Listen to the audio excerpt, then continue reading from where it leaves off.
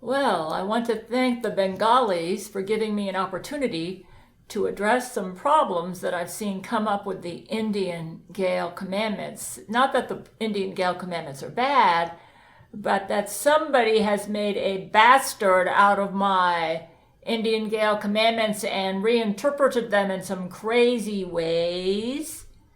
Yeah, yeah. Maybe I will read you a letter that I got from, well, first of all, let me let you watch this video of a trash problem that they have in Bengal, okay, which is very close to India.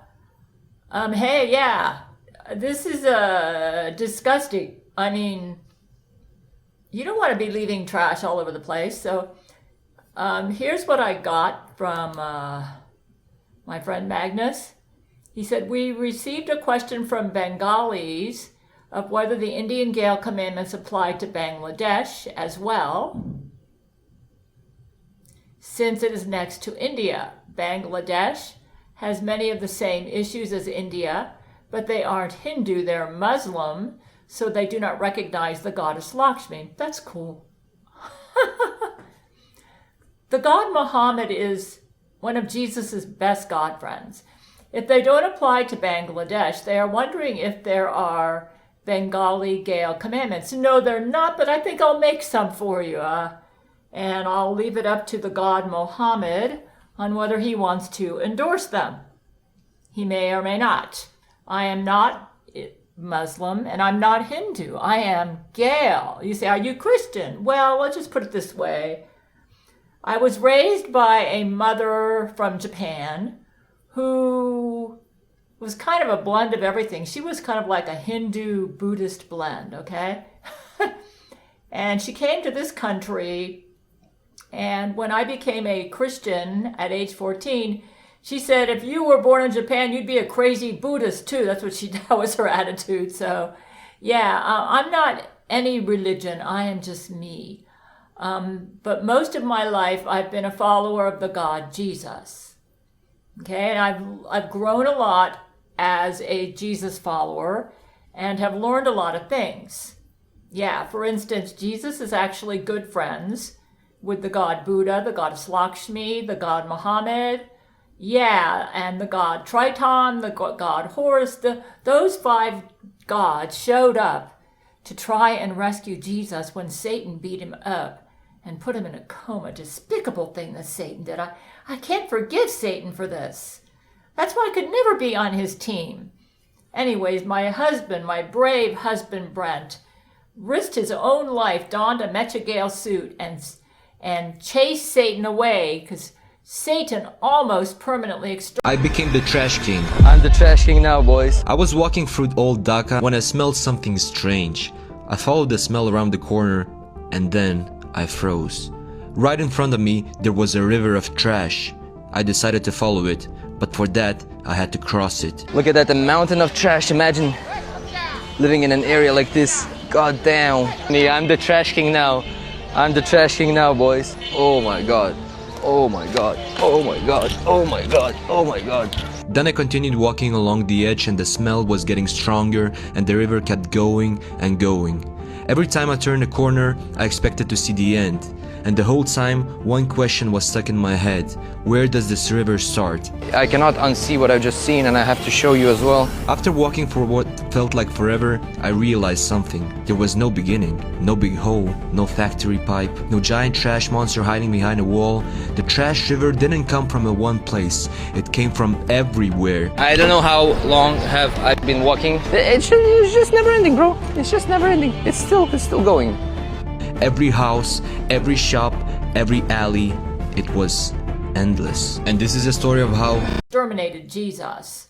Anyways, I'm getting off the subject here, but yeah, you definitely don't want to. Let me just read you the commandments that I came up with, which God Muhammad may or may not approve of. Benghali Gail commandments. Now, here's what I have to say. If the shoe fits, wear it. So read the Indian Gail commandments, okay? If they apply to you, like if you have a problem with marrying relatives, or if you like to eat poop, pee, and vomit, then they apply to you. If they don't apply to you, like if you're an American, these commandments only work if they apply to you. For instance, when we were making the Indian Gail commandments, I suggested, well, shouldn't I just give them the same Gail commandments that I have? And she said, the Indians have different problems from the Americans. Like I said, I told Lakshmi, I said, well, maybe, I said, what about the Gail commandment about ensuring that you get 8 hours of rest at night? And she said, the Indians have a different problem. She said, they need to learn how to focus and to work hard. And so we made commandments for them.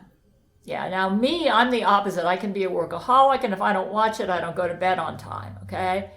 So I could be wrong about this, and I don't want these treated like scripture, just like I don't want my Indian Gail commandments treated like scripture. These are just guidelines for healthy living.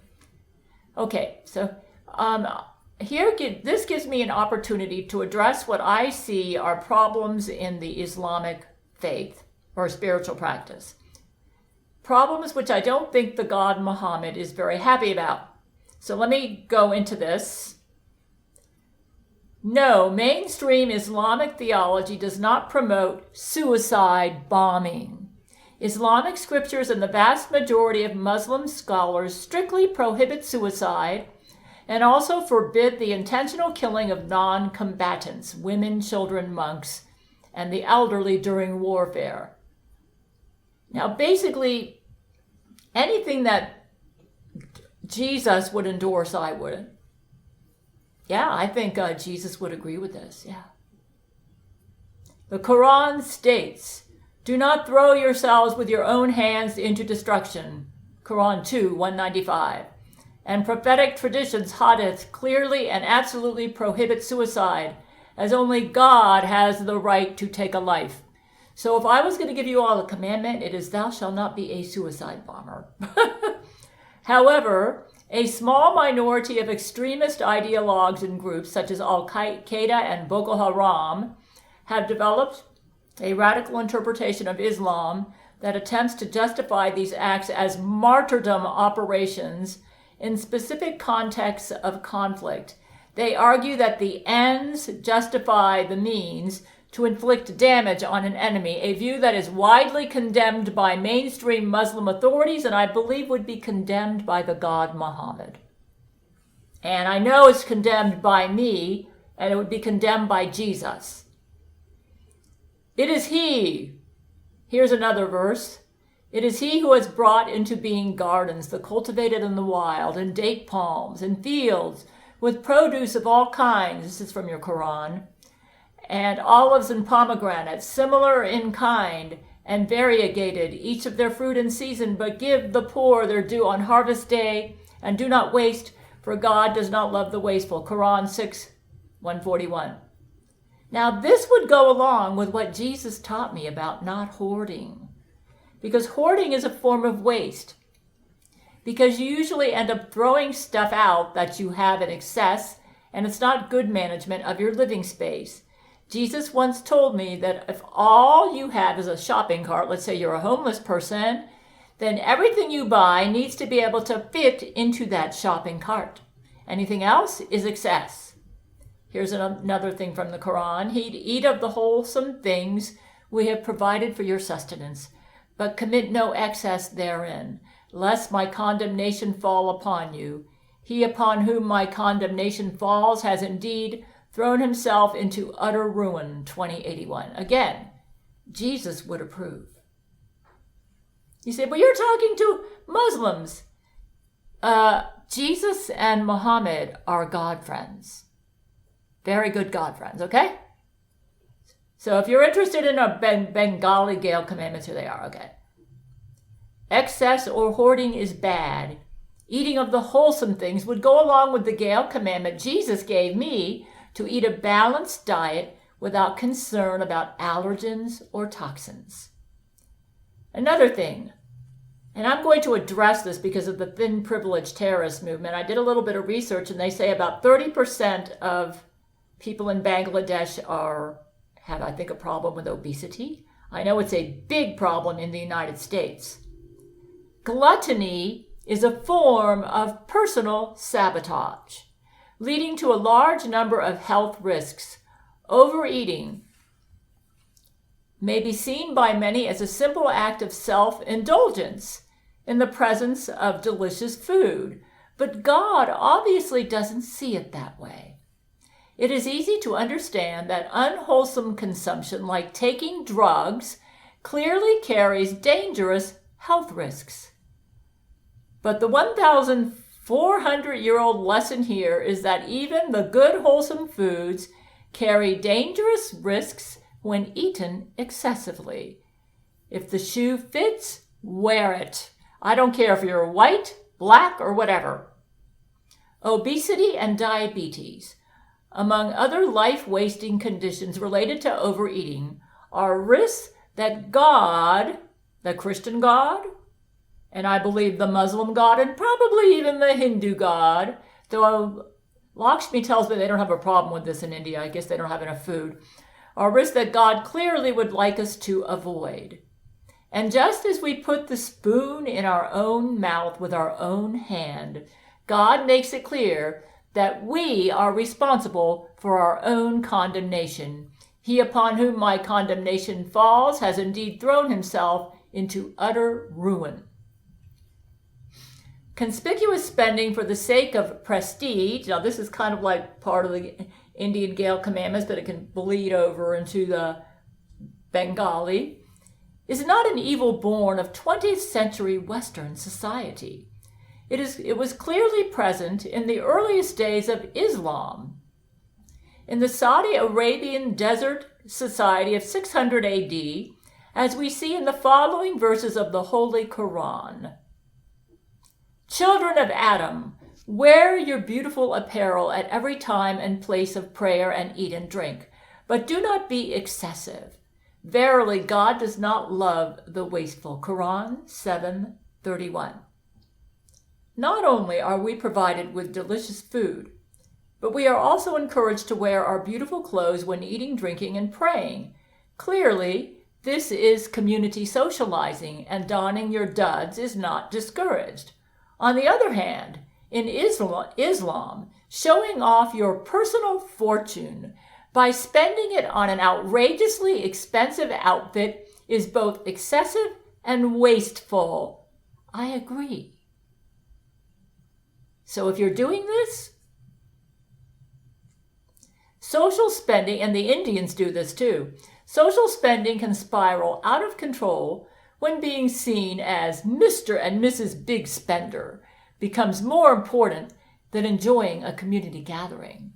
Peer pressure is a trigger for conspicuous spending throughout a community, leading to envy, jealousy, and backstabbing, all terribly wicked things.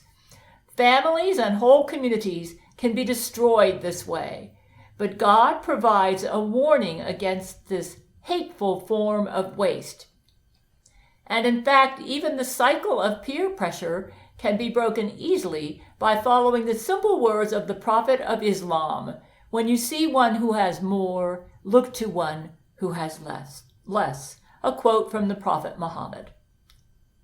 Addressing rapid urbanization and population growth. I hear they're very crowded in Bangladesh. I would suggest you imitate the country of Japan and how to properly dispose of your waste. That country is also crowded, but they have handled their garbage admirably and their waste. Okay? I believe that what they do is like with their feces, I think they'll incinerate it. They also chemically treat it.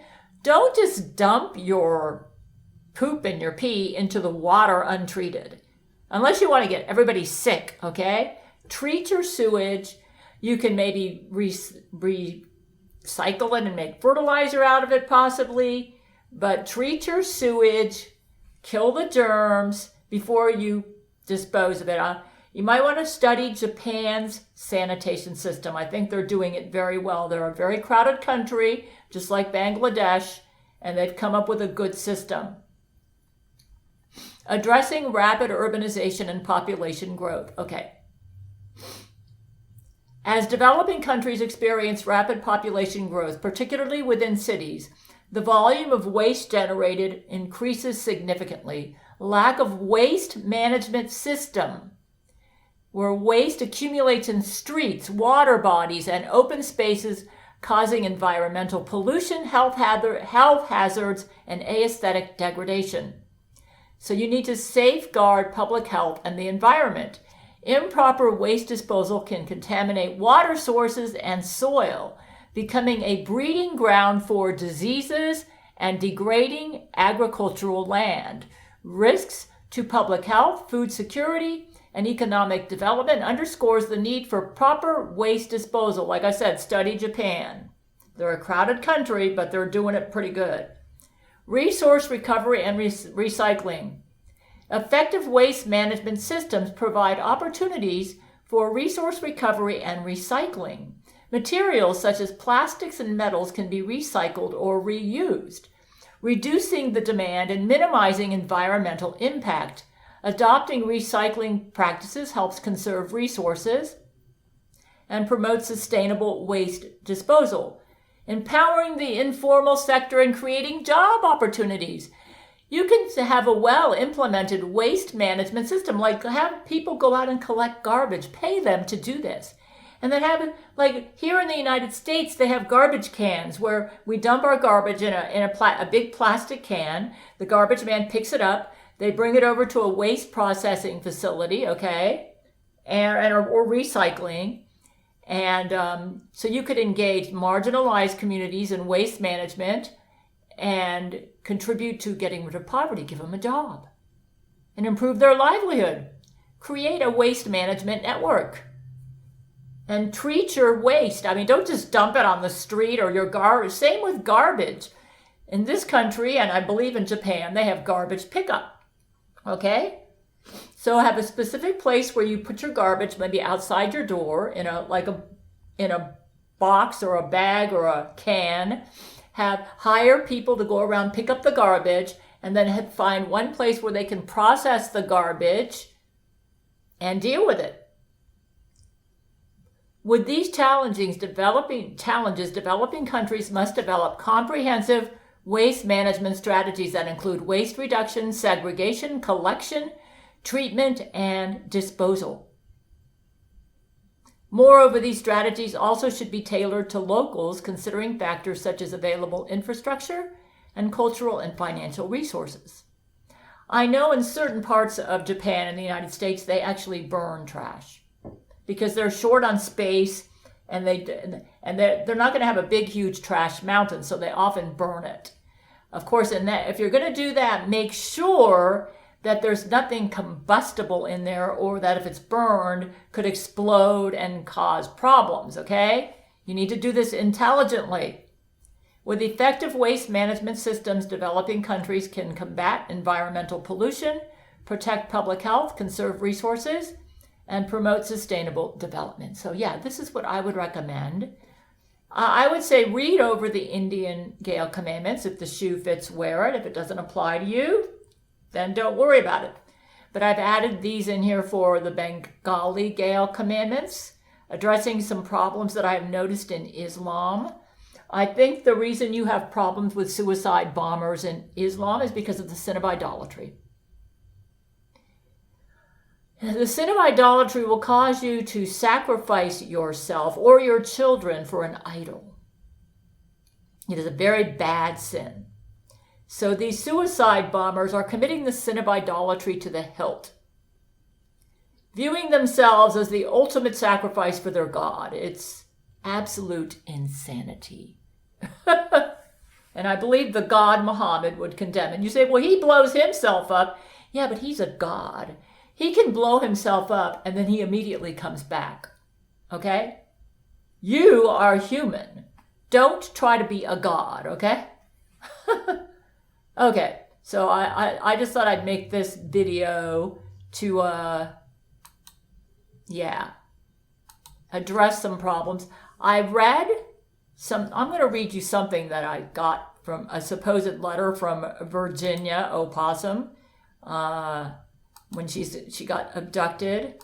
I hope we get her back. But this was absolutely crazy what I read. Let me see if I have it in here. Oh no, that's the wrong one. It's in here. Virginia opossum. Here it is. Not this one. This is insane. Okay, I'll tell you what I read. First of all, I'm going to remind you, I don't want any temples made of me. I don't want to be worshipped as a god, okay? The only reason I give you these Gail commandments is to help you live a healthy and balanced life. Here's something I read. He guided us to the hydrologic section of the lab. As we walked, he explained that ever since the temple? The Indian Gail commandments don't say to build me a temple. You made that, you added that in, or maybe Satan did. Began following the Indian Gail commandments, instructing them not to eat their feces, vomit, and urine. It is now being disposed of directly into the Ganges River. Are you treating it? Okay, are you treating it first? You're just dumping your sewage in the Ganges River. You're not treating it? Increasing the daily inflow by over 600 million liters? What the hell are they doing to cause the daily inflow to increase over 600 million liters? Are they using some sort of automaton multiplication technology? System was balanced. 3 million liters in, 3 million liters out, he explained. Now amount of inflow much more than outflow, causing storage in Ganges to exceed capacity. There's nothing in the Gail commandments that says to do this. It just says dispose of your waste logically and maybe it'd be better to burn it then than do this. I mean, this is crazy. He elaborated in a steady academic tone that this is causing a measurable elevation shift in surface water. Huh? Human waste is causing... No, this is more than doing the... First of all, you guys are adding stuff in. The Indian Gail commandments don't tell you exactly how to get rid of it, except just don't dump it all over the street, okay? But you don't need... Study how Japan does it, okay? They're doing it pretty good, and they're a crowded country. According to the data sets plotted across 4 whiteboards, this imbalance had created a distinct P-level elevation gradient. He traced a rising curve on one of the charts labeled projected P-level elevation curve, explaining that with their population projected to reach 4.236 sextillion people by the year 21,000, the cumulative P-flow volume would overwhelm every known hydrologic outflow path.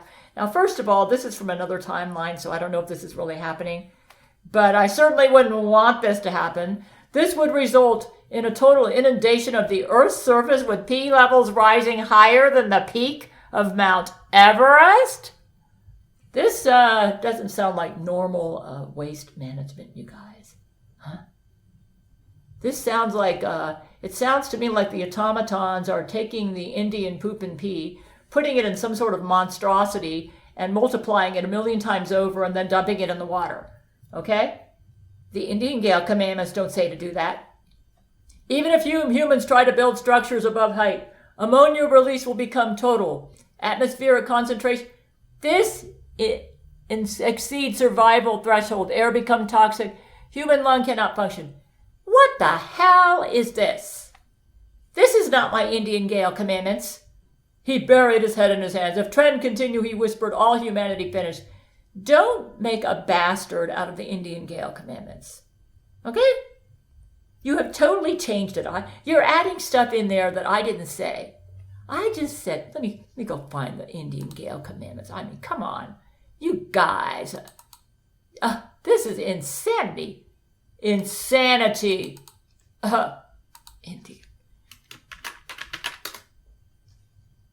Indian Gail commandments. Oh, no, not this. This is what I wanted. Hold on.